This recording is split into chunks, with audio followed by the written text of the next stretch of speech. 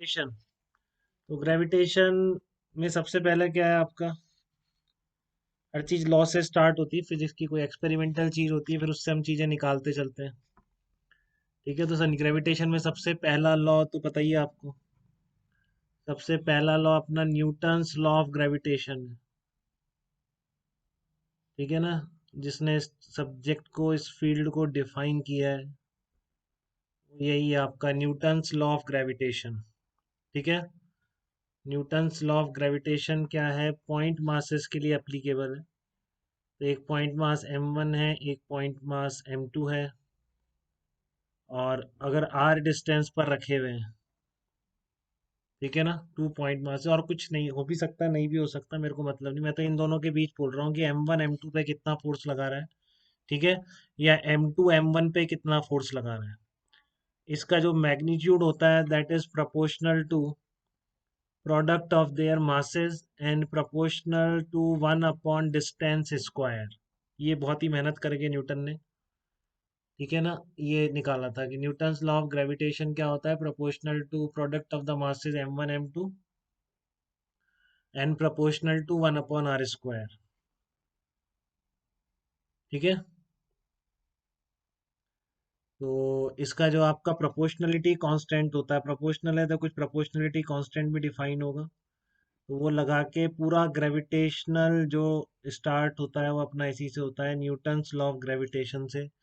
ये 2 point masses हैं, उनके बीच की डिस्टेंस अगर r है, ठीक है, तो उनके बीच लगने वाला फोर्स कितना होगा, Gm1 m2 upon r square होगा। यहाँ पर g is called universal constant है, हर जगह इसकी वैल्यू सेम रहती है, आप मून पर जाएंगे तब भी g की वैल्यू वही रहेगी, ये कभी भी चेंज होने वाला नहीं है। इतना जनरल लॉ भगवान ही बना सकते थे। ठीक है ना, अब पता नहीं न्यूटन ने कैसे बना दिया। तो आपका ये कैपिटल जी कितना है आपका, 6.67 × 10⁻⁻11 न्यूटन मीटर स्क्वायर पर किलोग्राम स्क्वायर। ठीक है, direction of force will always be along the line joining two particles. Direction of force m1 m2 पर, ठीक है ना, कोई पूछे फोर्स की डायरेक्शन क्या होगी, तो पॉइंट मासेस को जॉइनिंग लाइन के अलोंग इसकी फोर्स की डायरेक्शन होगी, और मैग्नीट्यूड कितना होगा Gm12। F will always be attractive, ये आपके पॉइंट चार्जेस नहीं है जो रिपल भी कर सकते हैं। ठीक है ना, force capital F will always be attractive, force capital F will always be attractive, ये हमेशा क्या होंगे, अट्रैक्टिव नेचर का फोर्स होगा, ग्रेविटेशन रिपल्सिव नहीं होगा। तो कूलॉम्स लॉ पढ़ा आपने, अभी पढ़ा होगा केवीपीवाई की क्लासेस में, के Q1 Q2 upon r square, वो फोर्स आपका अट्रैक्टिव भी हो सकता है, रिपल्सिव भी हो सकता है। ठीक है, but this gravitational force is always attractive in nature. ठीक है, कंजर्वेटिव फोर्स है नेचर का, आप ये भी रखते हैं, ग्रेविटेशनल फोर्स, ये वाला फोर्स भी कंजर्वेटिव फोर्स है बेटा।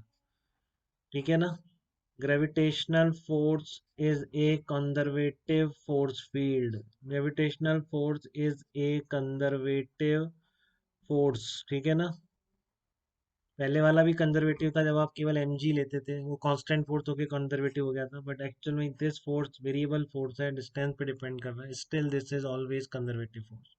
ठीक है ना, आप एक पॉइंट से दूसरे पॉइंट तक किसी भी रास्ते से ले जाएं, जो वर्क डन होगा बाय दिस फोर्स ये डिपेंड नहीं करेगा रास्ते में। इसका जनरल प्रूफ भी कर सकते हैं, लेकिन कोई फायदा निकला नहीं आज तक, तो फिर मैं कराता भी नहीं। ठीक है ना, आप ध्यान रखेंगे, gravitational force is always conservative in nature. तो ये तो पॉइंट मासेस हो गए। ठीक है ना, बट अब आप लोग इतने आगे बढ़ चुके हैं बेटा फिजिक्स में, कि मैं अगर पॉइंट मासेस ना बोल के मैं ऐसा बोलूं कि एक पॉइंट मास और इस रॉड के बीच अट्रैक्शन फोर्स कितना है। ठीक है, एक पॉइंट मास और एक रॉड के बीच, रॉड का मास कैपिटल एम है, लेंथ उसकी स्मॉल है ले लेते हैं, तो मुझे ऐसा लगता है कि आप लोग इतने फिजिक्स में आगे बढ़ चुके हैं कि आप इन दोनों का अट्रैक्शन फोर्स भी लिख देंगे। नहीं नहीं, उससे गलत बात नहीं करते बेटा कभी, ऐसे नहीं, जबरदस्ती सीओएम नहीं लगती, आपको सीओएम की पूरी कहानी बताई जा चुकी है, तो यहाँ कोई लेना देना नहीं है सीओएम। क्लियर है आपको, सीओएम का ओरिजिन क्यों लगाया, कैसे लगा, और कैसे एमजी सेंटर ऑफ ग्रेविटी पे लग जाता है, यहाँ पर ऐसा कुछ भी नहीं है।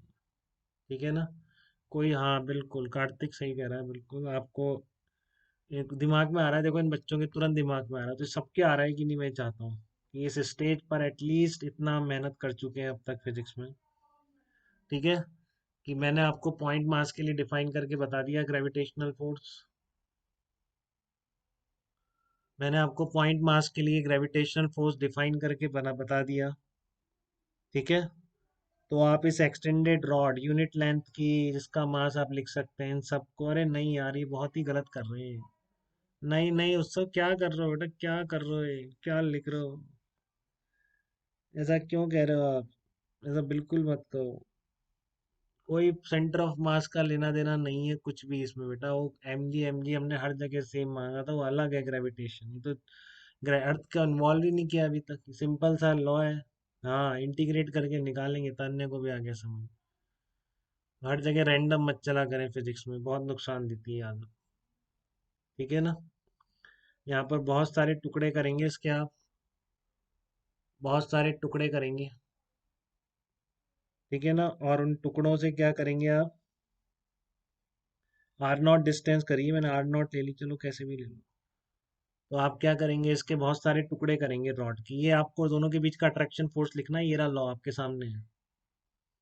हम्म, इंटीग्रेट करके लिखेंगे, बात यही है। तो आपने बहुत सारे टुकड़े करे, मैं दोबारा से कर देता हूँ चलो आपके लिए। वैसे मुझे पूरी उम्मीद है कि इसमें से इस क्लास के अराउंड 50% से ज़्यादा बच्चे ये फोर्स निकाल सकते हैं। ठीक है, तो एक्स डिस्टेंस पर मैंने एक स्मॉल एलिमेंट मान लिया, एक्स डिस्टेंस पर डी एक्स लेंथ का स्मॉल एलिमेंट मान लिया। तो आप उसको as a point mass treat कर सकते हैं। ठीक है ना? उसको आप क्या ट्रीट कर सकते हैं, as a point mass treat कर सकते हैं। तो उस पॉइंट मास का मास भी लिख सकते हैं क्या? क्या लिखेंगे बताना आयुष जल्दी से, डी एक्स लेंथ का मास क्या लिखेंगे?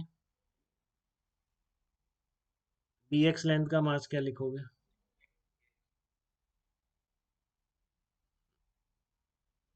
काफी गलत कर रहे हैं जो भी कर रहे हैं। आयुष ही कर रहा है गलत शायद, मुझे लग रहा है। हाँ, ये कार्तिक खोरवाल सही चल रहा है एकदम। तान्या का भी जवाब सही है। Capital M upon L. Bhavik का भी ठीक है, बिल्कुल भाविक, गुड बेटा, वेरी गुड। नमन, ये सब रास्ते पे आ गए, भटक गए थे और अभी बहुत तेज चल रहे हैं नमन और ये भाविक, इस तरह के जो बच्चे हैं ना। शुरू में इन्होंने टाइम खराब किया था, बट अभी बहुत ही लाइन चल रहे हैं। Very good Nikhil, very good. Ayush, हाँ ये ठीक है आपका, लेमडा डी एक्स बिल्कुल ठीक है।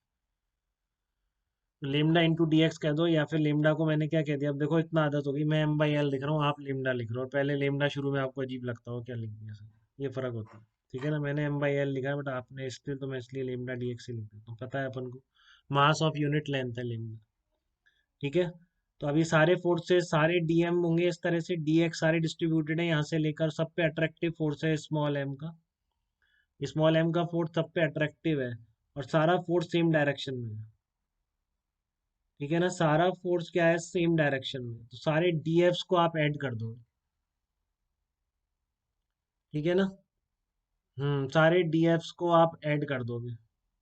बिल्कुल, वेरी गुड, सही जा रहे हैं बिल्कुल। ये नीचे आर प्लस डी एक्स क्यों ला रहा है, क्या कर रहा है यार? आर प्लस डी एक्स कहाँ से आएगा नीचे, बता है? तब से मैं ये गलती देख रहा हूँ आप। मैग्नीट्यूड ऑफ डीएम क्या है आपका? G M. इस पॉइंट मास कितना है, ध्यान इधर ही होना चाहिए सबका, नहीं तो नहीं आया। ये आपका डीएम मास है, डीएम मास कैपिटल एम कर दो, कैपिटल डीएम अपॉन बीच की डिस्टेंस का स्क्वायर कितनी है, यहाँ से यहाँ तक एक्स ही तो है, तो एक्स स्क्वायर आएगा, सिंपल था, इसमें क्या गलती कर रहा हूँ?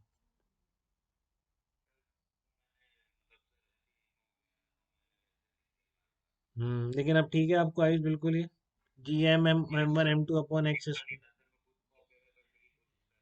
अच्छा, देखो कितना आ गया, small M into lambda D X upon X square.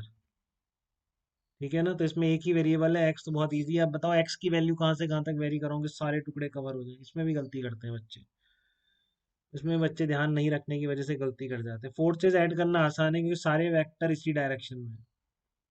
ठीक है ना? सारे वेक्टर इसी डायरेक्शन में है, तो फोर्स ऐड करने में कोई दिक्कत नहीं है। देखो उत्सव ने गलती कर दी, बताओ, उत्सव ने गलती कर दी। हाँ बिल्कुल बेटा, आर नॉट, आपका फोकस बहुत अच्छा है। बच्चे गलती करे कई, बट इसने सही बताया था ने। आर नॉट से एक्स की वैल्यू कहाँ से कहाँ तक वेरी कर रही है, आर नॉट से लेकर आर नॉट प्लस एल तक वेरी कर रही है। ठीक है, तो अब ऐसी गलती आप बिल्कुल ना करें, छोटी मोटी। जी एम लेमडा बाहर आ जाएगा, integration x minus two D x, कहाँ से कहाँ तक है, आर नॉट से लेकर आर नॉट प्लस एल तक है ये। ठीक है, तो ये कितना आ जाएगा, minus G M lambda 1/x R naught से लेकर आर नॉट प्लस एल। ठीक है, आर नॉट से लेकर R naught plus L, 1/r0 - 1/r0 + l। ऊपर क्या बचेगा, लेमडा इंटू एल ही बचेगा। कर लेंगे अब तो आगे, ठीक है ना, किसी को कोई दिक्कत होनी नहीं चाहिए। तो ये आपका आ जाएगा फोर्स, नेट फोर्स का जो मैग्नीट्यूड आया, integration d F, that will be equal to capital G lambda into L, जो ऊपर आएगा कैपिटल एम बन जाएगा बेटा। ठीक है ना, तो G M into capital M upon R naught into R naught plus L, ऐसे आ जाएगा, small L E R naught plus L. एक बार यहाँ पे और लिख देते हैं, magnitude of force, attractive force है इस रॉड और पॉइंट मास के बीच, that is equal to G M into capital M upon R naught into R naught plus L. यहाँ पे सेंटर ऑफ मास का कोई लेना देना नहीं है, स्फीयर के केस में आ जाता है, वो भी हम देख लेंगे कि सेंटर ऑफ मास पे जैसे मास रखा हो उसके अकॉर्डिंग भी स्फीयर के केस में आ जाता है फोर्स। ठीक है ना, वो कैसे आ जाता है वो देखेंगे, बट यहाँ पर सेंटर ऑफ मास की कंसेप्ट जबरदस्ती लाने की कोशिश ना करें, जबकि आपको ऑलरेडी क्लियर है क्यों बनी, कैसे अप्लाई हुई। ठीक है ना, वो केवल जब आपको एम जी, जबकि जी सब जगह सेम हो, ग्रेविटी ऑफ अर्थ का फोर्स आप लेंगे जहाँ पर जी क्या है, एक्सलेशन ड्यू टू ग्रेविटी, उस केस में आप सेंटर ऑफ मास पे कर देंगे एम जी को। बट यहाँ पर ये G M one M two upon R square में यहाँ पे अर्थ वर्थ का कोई इन्वॉल्वमेंट नहीं है। सारे पॉइंट्स की डिस्टेंसेस अलग अलग हैं, जो इसके टुकड़े बनेंगे सारे इससे अलग अलग डिस्टेंस पर हैं। ठीक है, तो यहाँ तक कोई डाउट तो नहीं है, बताइए इस प्रॉब्लम में किसी को। ये पहला आपने लॉ पढ़ा है ग्रेविटेशन का, G M one M two upon R square, originally point mass के लिए डिफाइन है, एक्सटेंडेड ऑब्जेक्ट के लिए अगर ट्रांसफर करेंगे तो इस तरह के आपको इंटीग्रेशंस यूज करने पड़ेंगे।